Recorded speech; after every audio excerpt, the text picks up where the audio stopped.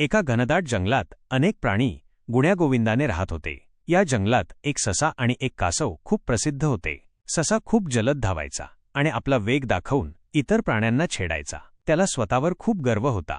तो सतत इतर प्राण्यांची थट्टा करायचा. त्याचं मुख्य लक्ष कासव असायचं, कारण कासव चालायला खूपच धीमे असायचं. एका दिवशी ससा कासवाला म्हणाला, "अरे कासवा, तुला बघून हसू येतं. तुझ्या चालण्याचा काही उपयोगच नाही. तुला किती दिवस लागतील कुठे पोचायला?" कासव शांत होता. त्याला सशाच्या बोलण्याचं काही वाईट वाटलं नाही, पण तो मनात म्हणाला, आपल्याला काहीतरी करावं लागेल, नाहीतर हा ससा कधीच आपली थट्टा थांबवणार नाही.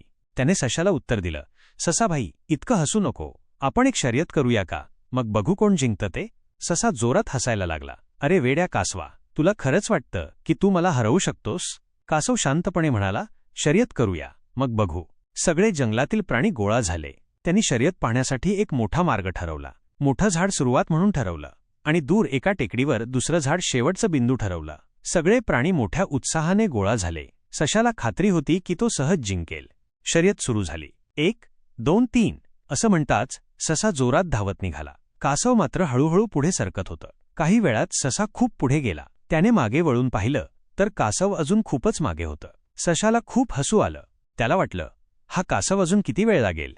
आपण थोडा आराम करून जाऊया. म्हणून तो एका झाडाखाली छान सावलीत झोपला.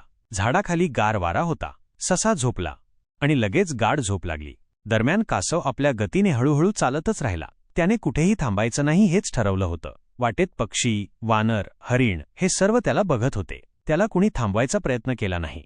सर्वजण आश्चर्यचकित होते की कासव अजिबात थांबत नाहीये. थोड्या वेळाने कासव सशाजवळ पोचलं. ससा अजून झोपलेलाच होता. कासव अजिबात आवाज न करता पुढे निघून गेला. काही वेळाने सशाला जाग आली. त्याने डोळे चोळले आणि पाहिलं तर कासव कुठेच दिसलं नाही. तो घाबरला. पटकन तो उभा राहून पळायला लागला. पण तोपर्यंत खूप उशीर झाला होता. कासव त्या टेकडीवरच्या झाडाजवळ पोचला आणि शर्यत जिंकला. सगळे प्राणी जोरात टाळ्या वाजवू लागले. कासवाच्या चिकाटीचं सगळे कौतुक करत होते. सशाला लाज वाटली. त्याला आपल्या गर्वाचा पश्चाताप झाला. त्याने कासवाची माफी मागितली. कासवाने हसून माफ केलं. त्या दिवसापासून ससा कधीच गर्व करू लागला नाही. त्याने कासवाकडून चिकाटी आणि शांती शिकली.